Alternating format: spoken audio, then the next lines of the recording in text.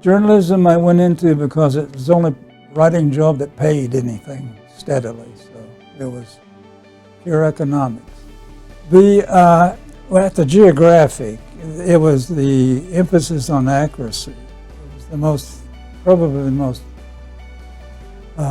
human possible striving to be accurate in those days. The Geographic of today is not the same animal, but it was the emphasis on bringing education. It was purely for educational purposes, and the emphasis is on getting it as accurately as humanly possible. So like I had 12 people checking my work. Anything I wrote went through a research department. They had a geographic research department, so if you had a geographic fact, it went through them. You had a grammar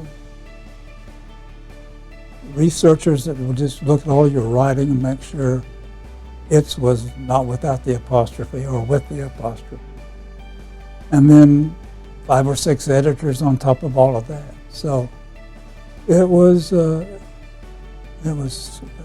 very exacting to be accurate. And it was for educational purpose. I felt good about it being for the benefit of knowledge. That was the purpose of the Geographic before 1990. I did freelance editing for the World Bank. I would turn English into readable English.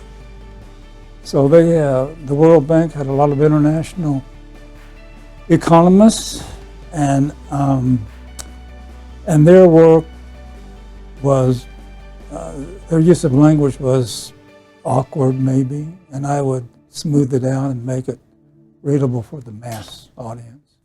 Well, my 4th grade teacher, Mrs. Howell, who read one of my essays in front of the class, and I thought, wow, this is great. You can write and be acknowledged. And so probably my love of writing began there. So I remember her black-haired, blue-eyed beauty.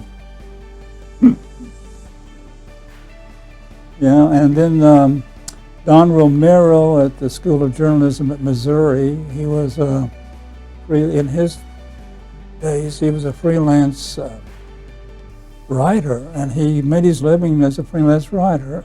He wrote for Reader's Digest. I mean, they published a lot of his work, Reader's Digest.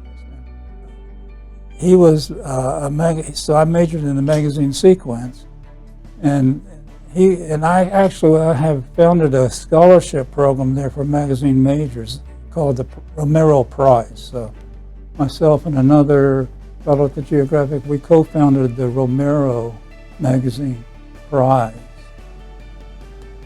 So you asked about the pivotal moment. I was thinking pivotal, but so it was either the 4th grade or when I was 16, I had sent off an article about some church people here in Edmond who had gone on a trip to a national magazine.